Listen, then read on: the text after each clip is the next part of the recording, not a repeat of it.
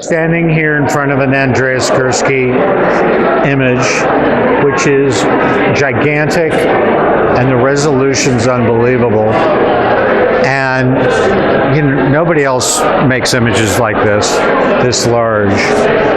And it's kind of amazing to just think about how he shot it, how he printed it, how he prepared it. My name is Ila Sobel, and I'm talking about Peter Fischl untitled artwork. But I'm personally really like this small character there inside this artwork, because I think he's really cool and he's really pretty, and he kind of add, a vibe and some kind of chilly feeling for this whole artwork. At the Spru Gallery in Los Angeles, and I am viewing a David Glassell painting. I think it's a beautiful work that really has an interesting juxtaposition between the ballet dancer and the viewer in black and white on the side. Lots of emotion, lots of movement.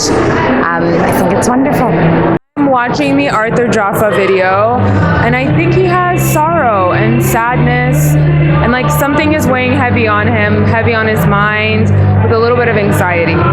We are a fan of the Carl Walker piece that we're looking at in front of here. Tessa, do you have anything you want to speak on? Yes, this is called Inaugural Fantasia, and I personally feel very drawn to this piece of art because it kind of feels very like a bacchanal dance to me, I think. And we can see like the figures and the forms of lots of bodies partaking in some type of group dance or movement. And I like how we use a lot of different, almost like how a kid would cut out pieces of paper. That's what I was going to say. Yeah, and tape them together. It feels very whimsical, very childlike to me.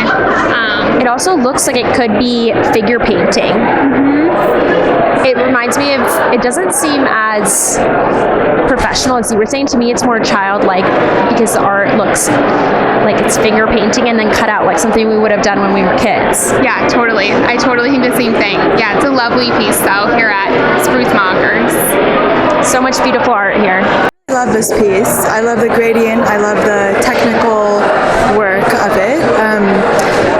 It reminds me, this sort of ribbon feels like paper to me. It feels like a receipt, and it could be a critique on overspending or a critique of work and the injury that we cause ourselves in these kinds of environments.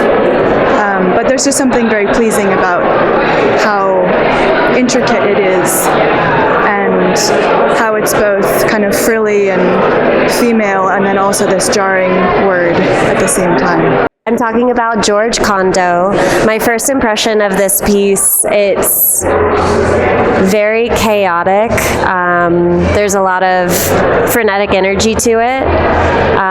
The eyeballs caught my eye, and the colors, the way they're scribbled in here. This green against the red really caught my eye. We're here looking at Barbara Kruger, who I've been a fan of for a while, being from Chicago, and she really leans into feminist ideas.